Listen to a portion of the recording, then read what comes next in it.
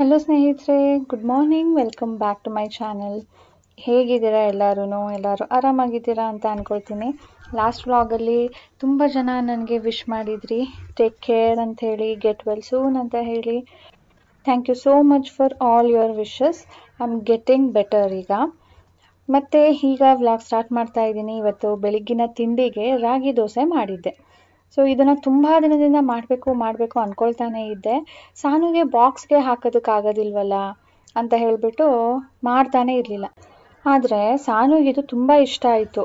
Normal ದೋಸೆಗಿಂತನೂ ಚೆನ್ನಾಗಿದೆ ಮಮ್ಮ, ಇನ್ನೂ ಕೊಡು ಅಂತ ಕೇಳ್ತಾ ಇದ್ಲು. ಇದು ಫುಲ್ ರಾಗಿ ಅಂತ ಅಲ್ಲ, ಮೇನ್ ಜಾಸ್ತಿ ರಾಗಿ ಇರುತ್ತೆ. ಈಗ ನೋಡಿ, ನಾನು 1 ಬಟ್ಲು ಅಕ್ಕಿ ಹಿಟ್ಟು ಹಾಕ್ಕೊಂಡೆ, 2 ಬಟ್ಲು ರಾಗಿ ಹಿಟ್ಟು ಹಾಕ್ಕೊಂಡೆ, ಮತ್ತೆ 1 ಬಟ್ಲು ರವೆ ಹಾಕ್ಕೊಳ್ತಾ ಇದ್ದೀನಿ. ಇದು ಉಪ್ಪಿಟ್ಟು ರವೆ. ನೀವು ಉಪ್ಪಿಟ್ಟು ರವೆ ಇಲ್ಲ ಅಂದರೆ ಈ ಚಿರೋಟಿ ರವೆ ಬರುತ್ತಲ್ವ ಸಣ್ಣಕ್ಕೆ, ಅದನ್ನು ಕೂಡ ಹಾಕೊಳ್ಬೋದು. ಬಟ್ ನಾನು ಯಾವತ್ತೂ ಅದನ್ನು ಟ್ರೈ ಮಾಡಿಲ್ಲ. ಸಣ್ಣದಿದ್ರೂ ಏನೂ ತೊಂದರೆ ಇಲ್ಲ ಅಂತ ಅಂದ್ಕೊಳ್ತೀನಿ. ಯಾಕಂದರೆ ಇದು ಸ್ವಲ್ಪ ದಪ್ಪ ದಪ್ಪ ಅಂತ ಅನ್ನಿಸ್ತಾ ಇತ್ತು ನನಗೆ ಕಲಿಸ್ಬೇಕಾದ್ರೆ. ಹಾಕಿದ ಮೇಲೆ ತಿನ್ನಬೇಕಾದ್ರೆ ನನಗೆ ರವೆ ತುಂಬ ದಪ್ಪ ಇದೆ ಅಂತ ಏನೂ ಅನ್ನಿಸ್ಲಿಲ್ಲ. ರವೆ ಹಾಕಿದ್ದೀನಿ ಅಂತಾನೆ ಅನ್ನಿಸ್ಲಿಲ್ಲ. ಬಟ್ ಸ್ಟಿಲ್ ನೀವು ಯಾವಾಗಲಾದ್ರೂ ಟ್ರೈ ಮಾಡಬೇಕು ಅಂದರೆ ಸರಿ ಟ್ರೈ ಮಾಡಿ ನೋಡಿ. ಸೊ ಇಷ್ಟನ್ನ ಈಗ ನಾನು ನೀರು ಹಾಕಿ ಮಿಕ್ಸ್ ಮಾಡ್ಕೊಳ್ತಾ ಇದ್ದೀನಿ. ಇದು ಯಾವ ಕನ್ಸಿಸ್ಟೆನ್ಸಿ ಅಂದರೆ ನಾರ್ಮಲ್ ದೋಸೆಗಿಂತ ಒಂದು ಚೂರು ತೆಳ್ಳ ಇರಬೇಕು.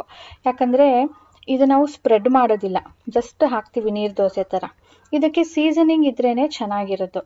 ಲೈಕ್ ಕೊತ್ತಂಬರಿ, ಕರಿಬೇವು, ಮೆಣಸಿನ್ಕಾಯಿ ಮತ್ತು ಸ್ವಲ್ಪ ಈರುಳ್ಳಿ. ಈ ಈರುಳ್ಳಿದು ಚಂಕ್ಸ್ ಈ ರಾಗಿ ಜೊತೆ ತಿನ್ನಬೇಕಾದ್ರೆ ಒಂಥರ ಚೆನ್ನಾಗಿ ಅನಿಸುತ್ತೆ. ಬರೀ ರಾಗಿ ದೋಸೆ ಚೆನ್ನಾಗಿರಲ್ಲ, ಬರೀ ರಾಗಿ ರೊಟ್ಟಿ ಚೆನ್ನಾಗಿರೋದಿಲ್ಲ. ಅದ್ರ ಜೊತೆ ಈ ಥರ ಸೀಸನಿಂಗ್ ಹಾಕ್ಬಿಟ್ಟು ಮಾಡಿದಾಗ ರೊಟ್ಟಿನೂ ಚೆನ್ನಾಗಿರುತ್ತೆ, ದೋಸೆನೂ ಚೆನ್ನಾಗಿರುತ್ತೆ. ನೋಡಿ, ಫುಲ್ ಬಿಸಿಯಾಗಿರೋ ಅಂಥ ಕಾವಲಿ ಮೇಲೆ ಜಸ್ಟ್ ಈ ಥರ ಸ್ಪ್ರೆಡ್ ಮಾಡಬೇಕು, ಹಾಕಿ ಬಿಟ್ಬಿಡ್ಬೇಕು. ನಾವು ನಾರ್ಮಲ್ ಆಗಿ ಹೇಗೆ ಮಸಾಲೆ ದೋಸೆ ತಿರುಗಿಸ್ತೀವೋ ಆ ಥರ ಇದು ತಿರುಗ್ಸೋಕೆ ಆಗೋದಿಲ್ಲ. ಮತ್ತು ಇದನ್ನು ತುಂಬ ಹೊತ್ತು ಬೇಯಿಸ್ಬೇಕು ಅಂತ ಇಲ್ಲ, ಮೇಲ್ಗಡೆ ಡ್ರೈ ಆಗ್ತಾ ಬರುತ್ತೆ. ಆಗ ಇದ್ರ ಮೇಲ್ಗೆ ಸ್ವಲ್ಪ ಎಣ್ಣೆನ ಸವರ್ಬಿಟ್ಟು ಫ್ಲಿಪ್ ಮಾಡಬೇಕು ಅಷ್ಟೇ. ಫ್ಲಿಪ್ ಮಾಡಿದಾಗ ನಿಮಗೆ ಈರುಳ್ಳಿನೂ ಫ್ರೈ ಆಗಿರೋ ಥರ ಸಿಗುತ್ತೆ. ಮತ್ತು ಈ ತವ ಕಾಸ್ಟ್ ಐರನ್ದು. ಇದ್ರ ಲಿಂಕ್ ನಾನು ಬೇಕಿದ್ರೆ ಡಿಸ್ಕ್ರಿಪ್ಷನ್ ಹಾಕಿರ್ತೀನಿ, ಪ್ರಾಡಕ್ಟನ್ನು ಟ್ಯಾಗ್ ಮಾಡಿರ್ತೀನಿ. ಇಂಟ್ರೆಸ್ಟ್ ಇದ್ದರೆ ಚೆಕ್ ಮಾಡಿ ಸ್ನೇಹಿತರೆ. ಬನ್ನಿ, ಇದರೊಂದಿಗೆ ಇವತ್ತು ನಮ್ಮ ವ್ಲಾಗನ್ನು ಸ್ಟಾರ್ಟ್ ಮಾಡ್ತಾ ಇದ್ದೀನಿ. ಬೆಳಗ್ಗೆ ಸಾನುಗೆ ಸ್ಕೂಲ್ ಕಳಿಸ್ಬಿಟ್ಟು ನಾನು ಮನೆ ಕೆಲಸ ಮುಗಿಸ್ಕೊಂಡು ತಿಂಡಿ ಮಾಡಿಬಿಟ್ಟು ಈಗ ಆಂಟಿ ಮತ್ತು ಅಮ್ಮನಿಗೆ ಸೀರೆನ ಪ್ಲೀಟ್ ಮಾಡಿ ಕೊಡ್ತಾ ಇದ್ದೀನಿ. ಲೈಕ್ ಸೆರಗು, ನೆರಿಗೆ ಎಲ್ಲನೂ ಮಾಡಿ ನೀಟಾಗಿ ಐರನ್ ಮಾಡಿ ಮಡಚಿ ಇಡ್ತಾ ಇದ್ದೀನಿ. ಅಂದರೆ ಇವತ್ತಿಗೆ ಇಬ್ಬರಿಗೂ ಒಂದೊಂದು ಸೀರೆ ಬೇಕಾ, ನಾಳೆ ಧಾರೆ. ಸೊ ನಾಳೆಗೂ ಇವತ್ತೇ ಮಾಡಿ ಇಡ್ತಾ ಇದ್ದೀನಿ. ಇದು ಅಮ್ಮನ ಸೀರೆ. ಇದೆಲ್ಲಾನು ಸ್ವಲ್ಪ ಸಾಫ್ಟ್ ಸಿಲ್ಕ್ ಇರೋದ್ರಿಂದ ಈಸಿಯಾಗಿ ಆಗ್ಬಿಡುತ್ತೆ. ಬಟ್ ಸ್ಟಿಲ್ ಈ ಬಾರ್ಡರ್ ಇರೋ ಕಡೆ ಸ್ವಲ್ಪ ನಾವು ಪ್ರೆಸ್ ಮಾಡಬೇಕಾಗುತ್ತೆ. ಆ್ಯಂಡ್ ಉಟ್ಕೊಳ್ಬೇಕಾದ್ರೆ ಇನ್ನೂ ಒಬ್ಬರದ್ದು ಹೆಲ್ಪ್ ಬೇಕಾಗುತ್ತೆ. ಆದರೆ ಈ ಥರ ಮಾಡಿಡೋದ್ರಿಂದ ಒಬ್ಬರೇ ಉಟ್ಕೊಳ್ಬೋದು ವಿತೌಟ್ ಎನಿ ಒನ್ಸ್ ಹೆಲ್ಪ್. ಮತ್ತು ಈ ಸೀರೆಗಳು ಕೆಲವೊಂದು ಸಿಲ್ಕ್ ಆದರೂ ಕೂಡ ತಡ್ಕೊಳ್ಳುತ್ತೆ ಹೀಟು. ಈ ಸೆಮಿ ಸಿಲ್ಕ್ ಇರುತ್ತಲ್ವ, ಒಂಥರ ಪಾಲಿಸ್ಟರ್ ಮಿಕ್ಸ್, ಅದು ತುಂಬ ಬೇಗ ಹೀಟ್ ಅಬ್ಸಾರ್ಬ್ ಮಾಡಿಬಿಡುತ್ತೆ. ನಾನು ಇಟ್ಬಿಟ್ಟು ಎಲ್ಲಿ ಅಂದ್ಕೊಂಡ್ಬಿಡ್ತಪ್ಪ ಅಂತ ಅಂದ್ಕೊಂಡೆ. ಸದ್ಯಕ್ಕೆ ನಾನು ಒಂದು ಬಟ್ಟೆ ಹಾಕ್ಕೊಂಡು ಮಾಡ್ತಾ ಇದ್ದೆ, ಟ್ರೈ ಮಾಡೋಣ ಅಂತ ಇಟ್ಟೆ ಸ್ನೇಹಿತರೆ, ಅಂದ್ಕೊಂಡ್ಬಿಡ್ತಾ ಇತ್ತು. ಸೊ ಫಾರ್ ಸೇಫರ್ ಸೈಡ್ ಒಂದು ಕಾಟನ್ ಬಟ್ಟೆ ಹಾಕ್ಕೊಂಡು ಅದರಿಂದ ನಾವು ಪ್ರೆಸ್ ಮಾಡಬೇಕು. ಬರೀ ಕ್ರೀಸ್ ಹೋಗೋದಕ್ಕೆ ಐರನ್ ಮಾಡೋ ಹಾಗಿದ್ರೆ ಸ್ವಲ್ಪ ಹೀಟಲ್ಲೇ ಮಾಡಿಬಿಡ್ಬೋದು. ಬಟ್ ಇದು ನೀಟಾಗಿ ಪ್ಲೀಟ್ಸ್ ಕಾಣಬೇಕಲ್ವ, ಅದಕ್ಕೆ ಸ್ವಲ್ಪ ಹೊತ್ತು ಜಾಸ್ತಿ ಹೀಟ್ ಕೊಡಬೇಕಾಗುತ್ತೆ. ಆವಾಗ ಸೀರೆಗೆ ಡ್ಯಾಮೇಜ್ ಆಗೋ ಚಾನ್ಸಸ್ ಜಾಸ್ತಿ ಇರುತ್ತೆ. ಹಾಗಾಗಿ ಈ ಥರ ಒಂದು ಕಾಟನ್ದು ಬಟ್ಟೆ ಹಾಕ್ಕೊಂಡು ಮಡಚ್ಕೊಂಡು ಅದ್ರ ಮೇಲೆ ಐರನ್ ಮಾಡಿದ್ರೆ ಒಳ್ಳೆಯದು. ಕ್ರೀಸ್ ಚೆನ್ನಾಗಿ ಕಾಣುತ್ತೆ. ಈ ಪಾಲಿಸ್ಟರ್ದಾದರೂ ಕೂಡ ಕ್ರೀಸ್ ಚೆನ್ನಾಗಿ ಕಾಣುತ್ತೆ. ಸೊ ಈಗ ನಾನು ಅಮ್ಮಂದು 2 ಸೀರೆ, ಆಂಟಿದು 2 ಸೀರೆ ಮಾಡಿ ಇಡಬೇಕು. ಆಂಟಿ ಮತ್ತು ಅಮ್ಮ ತಿಂಡಿಗೆ ಮಾಡಿದ್ರು, ಟಿ ವಿ ನೋಡ್ತಾ ಇದ್ದಾರೆ. ಅವ್ರು ಆ್ಯಕ್ಚುಲಿ ಇವತ್ತು ವ್ಲಾಗಲ್ಲಿ ಯಾಕೆ ಬಂದಿಲ್ಲ ಅಂದರೆ, ಅವರಿಬ್ರು ಮನೆಯಲ್ಲಿ ಸೀರೆ ಉಡ್ಕೊಳ್ಳೋದು ಯಾತಕ್ಕೆ, ಸ್ವಲ್ಪ ಕಂಫರ್ಟಬಲ್ ಆಗಿರಲಿ ಅಂದ್ಬಿಟ್ಟು ನೈಟೀಸ್ ಹಾಕಿದ್ರು. ಅವ್ರಿಗೆ ಒಂಥರ ಮುಜುಗರ ಆಯಿತು, ನನಗೆ ಬೇಡ ಕಣೆ ಅಂಥೇಳಿ. ಹಾಗಾಗಿ ನಾನು ಇವತ್ತು ಅವರ ಅಪಿಯರೆನ್ಸ್ ತೋರಿಸಿಲ್ಲ. ನೀವು ಇಷ್ಟಪಡ್ತೀರಾ ಗೊತ್ತು, ಲಾಸ್ಟ್ ವ್ಲಾಗಲ್ಲಿ ಹೇಳಿದ್ರಿ ನಿಮ್ಮಮ್ಮ ಮಾತಾಡೋದು ನಮ್ಗೆ ತುಂಬ ಇಷ್ಟ, ಅವರು ವ್ಲಾಗಲ್ಲಿ ಇದ್ರೆ ನಮಗೆ ಇಷ್ಟ ಆಗುತ್ತೆ ಅಂಥೇಳಿ. ಬಟ್ ಈ ರೀಸನ್ನಿಂದ ಇವತ್ತು ಸಂಜೆ ತನಕನೂ ನನ್ನ ವ್ಲಾಗಲ್ಲಿ ನೀವು ಅವರನ್ನು ನೋಡೋದಕ್ಕಾಗೋದಿಲ್ಲ. ಮತ್ತು ಈ ಪ್ಲೀಟನ್ನು ಹೇಗೆ ಮಾಡ್ಕೊಳ್ಳೋದು ಅಂತ ನಾನು ಸುಮಾರು ಹಿಂದೆನೇ ಮಾಡಿ ತೋರಿಸಿದ್ದೆ. ಸೊ ಆ ವ್ಲಾಗ್ ನೀವು ನೋಡಿಲ್ಲ ಅಂದರೆ ನಾನು ಡಿಸ್ಕ್ರಿಪ್ಷನ್ ಹಾಕಿರ್ತೀನಿ ಅಥವಾ ಪ್ಲೇ ಲಿಸ್ಟ್ ನಾನು ಟ್ಯಾಗ್ ಮಾಡಿರ್ತೀನಿ ಮೇಲೆ ಐಡಿಯಲ್ಲಿ. ನೀವು ಅಲ್ಲಿ ಕ್ಲಿಕ್ ಮಾಡಿದ್ರೆ ಸಾಕು, ನಿಮಗೆ ಫುಲ್ಲು ಸೀರೆಗಳು ಹೇಗೆ ಪ್ಲೀಟ್ ಮಾಡೋದು, ಉಟ್ಕೊಳ್ಳೋದು ಹೇಗೆ ಪ್ಲೀಟ್ ಮಾಡಿದ್ಮೇಲೆ ಎಲ್ಲಾನು ಸಿಗತ್ತೆ. ನೋಡಿ, ಈ ಥರ ಮರ್ಚಿ ಇಟ್ಕೊಂಡ್ರೆ ಉಟ್ಕೊಳ್ಳೋದಕ್ಕೂ ಬೇಗ ಉಟ್ಕೊಳ್ಬೋದು, ಮತ್ತು ಬ್ಯಾಗಲ್ಲಿ ಕೂಡ ನೀಟಾಗಿ ಇಟ್ಕೊಳ್ಬೋದು ಅಲ್ವಾ. ಅಮ್ಮನಿಗೆ ಮತ್ತು ಆಂಟಿಗೆ ಇಬ್ರಿಗೂ ನಾಳೆಗೆ ಇವತ್ತು ಮಾಡಬೇಕಾಗಿತ್ತು. ಅದ್ರ ಜೊತೆ ಇವತ್ತಿಗೂ ಯಾವ್ದು ಬೇಕೋ ಅದನ್ನು ಮಾಡಿಬಿಟ್ಟು ಮರ್ಚಿಟ್ಟಿದ್ದೀನಿ. ಅಂದರೆ ಸುಮ್ಮನೆ ಯಾಕೆ ಅಲ್ಲಿ ಇಲ್ಲಿ ಇಡೋದು ಅಂದ್ಬಿಟ್ಟು ಮರ್ಚಿ ಇಟ್ಟಿದ್ದೀನಿ. ಸೊ ಆ ವಿಡಿಯೋಸ್ನ ನೀವು ಇನ್ನೂ ನೋಡಿಲ್ಲ ಅಂದರೆ ನೋಡಿ, ತುಂಬಾ ಯೂಸ್ಫುಲ್ಲು.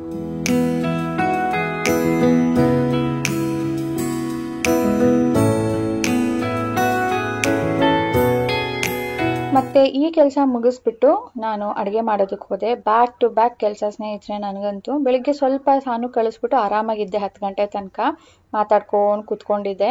ಬಟ್ ಅದಾದಮೇಲೆ ಸ್ನಾನ ಮಾಡು, ಪೂಜೆ ಮಾಡು, ತಿಂಡಿ ಮಾಡು, ಆಮೇಲೆ ಈ ಸ್ಯಾರೀಸ್ನೆಲ್ಲನೂ ನಿಜವಾಗ್ಲೂ ಅದು 1-1.5 ಗಂಟೆ ಟೈಮ್ ತೊಗೊಂಡಿದ್ದೆ. 4 ಸೀರೆ ಐರನ್ ಮಾಡಿಬಿಟ್ಟು ಮರ್ಚಿ ಇಡೋದಕ್ಕೆ. ಅದಾದಮೇಲೆ ಈಗ ಉಪ್ಪೆಸರು ಮಾಡ್ತಾ ಇದ್ದೀನಿ. ನಮ್ಮ ಚಿಕ್ಕಮ್ಮನೇ ಸೊಪ್ಪು ತಂದಿದ್ರು, ನುಗ್ಗೆ ಸೊಪ್ಪು. ಸೊ ಅದರ ಉಪ್ಪೆಸರು ಮಾಡ್ತಾ ಇದ್ದೀನಿ. ಇದು ಉಪ್ಪೆಸರು ಖಾರಕ್ಕೆ ನೋಡಿ ಈ ಥರ ಹಾಕೊಂಡಿದ್ದೀನಿ. ಬೆಳ್ಳುಳ್ಳಿ, ಸ್ವಲ್ಪ ಹುಳಿಗೆ ಹುಣಸೆ ಹಣ್ಣು, ಮೆಣಸು, ಕೊನೆಗೆ ಸ್ವಲ್ಪ ಕೊತ್ತಂಬರಿ ಸೊಪ್ಪು ಲಾಸ್ಟಲ್ಲಿ ಹಾಕೊಳ್ತೀನಿ. ನಾನು ಜೀರಿಗೆ ಹಾಕೋದಿಲ್ಲ, ಅದೊಂಥರ ಟೇಸ್ಟ್ ಬರುತ್ತೆ. ಬಟ್ ನಾನು ಪ್ರಿಫರ್ ಮಾಡೋದು ಇಷ್ಟೇ.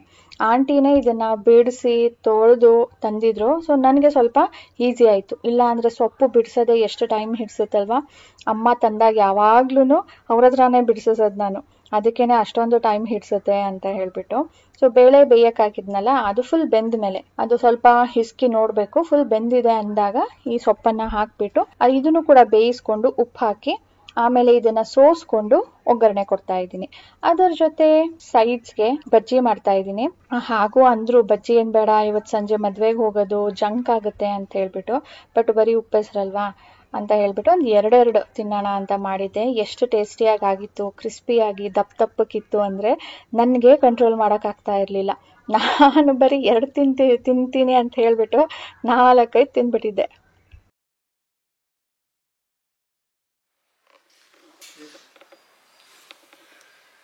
So ready. ನಾವು ಬೆಳಿಗ್ಗೆ ವ್ಲಾಗ್ ಮಾಡಿದ್ದು ಈಗ ಮತ್ತೆ ಕಂಟಿನ್ಯೂ ಮಾಡ್ತಾ ಇದ್ದೀವಿ. ಯಾಕಂದರೆ ಫುಲ್ ಬ್ಯುಸಿ ಆಗಿಬಿಟ್ಟಿದ್ವಿ.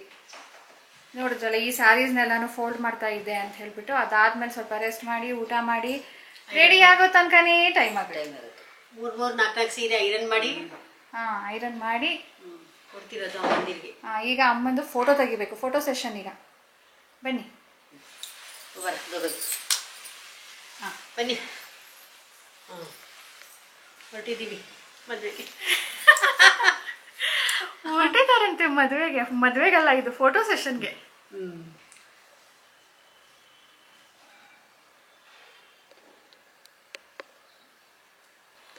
ಇದು ನನ್ನ ಲುಕ್. ನಾನು ಆಗ್ಲೇ ತೋರಿಸಿರ್ಲಿಲ್ವಲ್ಲ.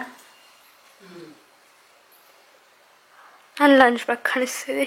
ನೀನು ಇಲ್ಲಿ ಯಾಕೆ ಇಟ್ಟಿದ್ಯಾ? So ready to go. ಬನ್ನಿ ಹೋಗಿ ಬರೋಣ. ಅಲ್ಲಿಗೆ ಛತ್ರಕ್ಕೆ ಹೋದ್ಮೇಲೆ ಮತ್ತೆ ಅಲ್ಲೂ ಫೋಟೋ ಸೆಷನ್ ಆಗುತ್ತೆ. ಸೊ ಸಾನು ಹೆಂಗಿದ್ದಾಳೆ? ಸಾನು ಯಾವ ಡ್ರೆಸ್ ಹಾಕಿದ್ದಾಳೆ? ನಾವು ಫೋಟೋ ತೆಗ್ತಿದ್ದೀವಲ್ಲ,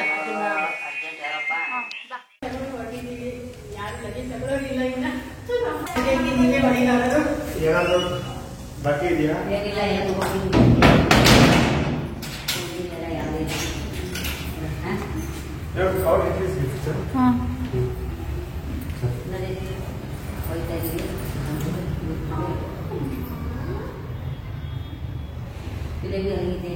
ನಮ್ಮ ಸಾನು ಪೋಸ್ಟ್ ಮಾರ್ಟಮ್ ಮಾಡ್ತಾ ಇದ್ದಾಳೆ ಪರ್ಸಂದು. ಏನಿಟ್ಟಿದ್ದೀರಾ ಅನ್ಕೊಂಡು. ಬನ್ನಿ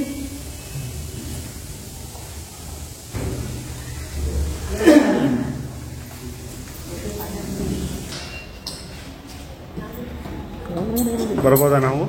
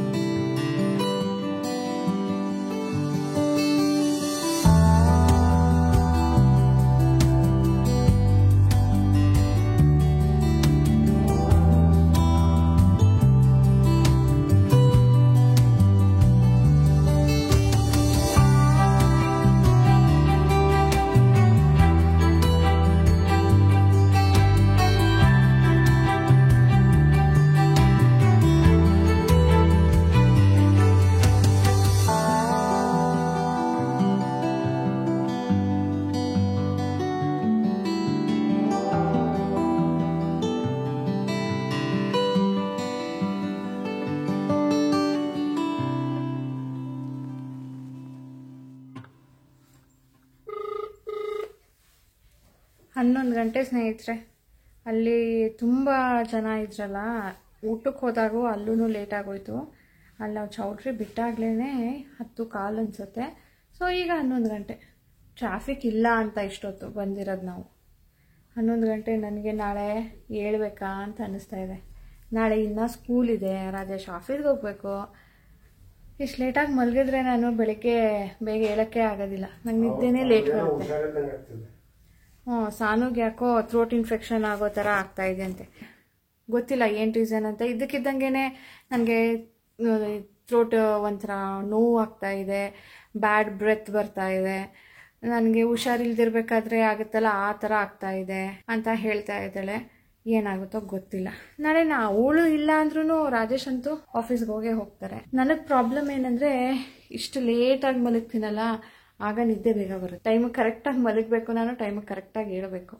ಸಾನು ಇದ್ದಾಳೆ ರೂಮಲ್ಲಿ, ಅದಕ್ಕೆ ನಾನು ಇನ್ನೂ ಹೋಗಿಲ್ಲ ಡ್ರೆಸ್ ಚೇಂಜ್ ಮಾಡೋದಕ್ಕೆ. ಡ್ರೆಸ್ ಚೇಂಜ್ ಮಾಡಿ ಮಲಗೋ ತನಕ ಇನ್ನೂ ಒಂದು 1/4 ಗಂಟೆ ಆದರೂ ಆಗುತ್ತೆ. ಅಮ್ಮಂಗೆ ಫೋನ್ ಮಾಡ್ತಾ ಇದ್ದೀನಿ ಬಂದ್ವಿ ಅಂತ ಹೇಳೋದಕ್ಕೆ ಅವ್ರು ಯಾಕೋ ತೆಗಿತಾ ಇಲ್ಲ. ಅವರು ಎಲ್ಲಿದ್ದಾರೆ ಕೇಳೋಣ, ಅಮ್ಮನ ಕಸಿನ್ ಕರ್ಕೊಂಡು ಹೋಗ್ತೀನಿ ಮನೆಗೆ ಅಂತ ಹೇಳಿದ್ರು. ಅದಕ್ಕೆ ಅವ್ರು ಅಲ್ಲೇ ಇದ್ಬಿಟ್ಟು ನಾಳೆ ಮತ್ತೆ ಮದ್ವೆಗೆ ಹೋಗಿ ಅಟೆಂಡ್ ಮಾಡಿಕೊಂಡು ಅಲ್ಲಿಂದ ಮೈಸೂರಿಗೆ ಡೈರೆಕ್ಟ್ ಹೋಗ್ತಾ ಇದ್ದಾರೆ. ಯಾಕಂದ್ರೆ ಮೈಸೂರಲ್ಲಿ ಮತ್ತೆ ಒಂದು ಮದ್ವೆ ಅಟೆಂಡ್ ಮಾಡ್ಬೇಕಂತೆ. ಸೊ ಅಟೆಂಡ್ ಮಾಡ್ಲೇಬೇಕು, ಹೋಗ್ಲೇಬೇಕು ಅಂದ್ಬಿಟ್ಟು ಡೈರೆಕ್ಟ್ ಅಲ್ಲಿಂದ ಹತ್ರ ಆಗುತ್ತೆ ನಾವು ಸ್ಯಾಟಲೈಟ್ಗೆ ಹೋಗೋದಿಕ್ಕೆ. ನಾನು ಇನ್ನ ವಾಪಸ್ ಬರಲ್ಲ ನಿಮ್ಮ ಮನೆಗೆ, ತುಂಬಾ ದೂರ ಆಗುತ್ತೆ ಬಂದ್ರೆ ಅಂದ್ಬಿಟ್ಟು ಆಂಟಿ ಮತ್ತೆ ಅಮ್ಮ ಇಬ್ರು ನಾಳೆ ಮದ್ವೆ ಮುಗಿಸ್ಕೊಂಡು ಅಲ್ಲಿಂದಾನೇ ಡೈರೆಕ್ಟ್ ಹೊರಡ್ತಾರೆ. ಈಗ ಇಷ್ಟ ಆಯ್ತು ಸ್ನೇಹಿತರೆ ಇವತ್ತಿನ ಅಪ್ಡೇಟ್. ಇಷ್ಟು ನಮ್ಮ ದಿನ ಹೀಗಿತ್ತು. ಅಲ್ಲಿ ಕೂಡ ಜಾಸ್ತಿ ಏನು ಟೈಮ್ ಸ್ಪೆಂಡ್ ಮಾಡಕ್ ಆಗ್ಲಿಲ್ಲ. ಇಲ್ಲಿಂದ ಹೋಗೋದೇನೆ ಸಖತ್ ಟ್ರಾಫಿಕ್ ಸ್ನೇಹಿತರೆ. ಹೋಗ್ಬೇಕಾದ್ರಂತೂ ಇಲ್ಲಿಂದಾನೆ ನಮ್ಮ ಮನೆಯಿಂದ ಒಂದು 10 ನಿಮಿಷ ಆಯ್ತೋ ಇಲ್ವೋ ಶುರು. ನಮ್ಮಮ್ಮ ಮತ್ತೆ ಆಂಟಿ ಹೇಳ್ತಾ ಇದ್ದಿದ್ದು, ಎಲ್ಲರೂ ಎಲ್ಲೋಗ್ತಾ ಇದ್ದಾರೆ, ಯಾಕೆ ಇಷ್ಟೊಂದು ಜನ ಇದ್ದಾರೆ, ಎಲ್ಲಿಗೆ ಹೋಗ್ತಾ ಇದ್ದಾರೆ, ಆಮೇಲೆ ನಮ್ಮ ಥರನೇ ಎಲ್ಲೆಲ್ಲಾದ್ರೂ ಹೋಗ್ತಿರ್ತಾರಲ್ವಾ ಅಮ್ಮ ಅಂತ. ಸೊ ಅಷ್ಟು ಟ್ರಾಫಿಕ್ ಅವ್ರಿಗೆ. ಅಲ್ಲಿ ಅಷ್ಟೊಂದು ಟ್ರಾಫಿಕ್ ನೋಡಿ ಅಭ್ಯಾಸ ಇರಲ್ಲ. ಇಲ್ಲಿ ನಿದ್ದೆ ಬರ್ತಾ ಇತ್ತು ಕುತ್ಕೊಂಡು. ಹಾಗಾಗಿ ಅಲ್ಲಿ ತಲುಪಿದ್ ಲೇಟು. ಅಲ್ಲಿ ರಿಸೆಪ್ಷನ್ ಶುರು ಆಗಿದ್ದು ಲೇಟ್ ಅಂತೆ, 8 ಗಂಟೆಗೇನೋ ಶುರು ಆಗಿದೆ. ನಾವು ಆಲ್ಮೋಸ್ಟ್ ಹೋಗಿದ್ದ ಟೈಮ್ಗೆನೆ ಶುರು ಆಗಿದೆ. ಸರಿ, ಊಟದ್ದು ತುಂಬಾ ರಶ್ ಇತ್ತು, ಹಾಗಾಗಿ ಎಲ್ಲ ಕಡೆನೂ ಲೇಟ್ ಆಯ್ತು. ಓಕೆ ಸ್ನೇಹಿತರೆ, ಈಗ ಈ ವ್ಲಾಗನ್ನು ಎಂಡ್ ಮಾಡ್ತೀನಿ. ಸಿಗೋಣ ನೆಕ್ಸ್ಟ್ ವ್ಲಾಗ್ನೊಂದಿಗೆ. ಅಂಟಿಲ್ ದೆನ್ ಪ್ಲೀಸ್ ಇವತ್ತಿನ ವಿಡಿಯೋ ಇಷ್ಟ ಆಗಿದ್ರೆ ಲೈಕ್ ಬಟನ್ನ ಕ್ಲಿಕ್ ಮಾಡಿ. ಆ್ಯಂಡ್ ಸಿಗೋಣ ಮುಂದಿನ ವಿಡಿಯೋಲಿ. ಟೇಕ್ ಕೇರ್, ಬಾಯ್ ಬಾಯ್.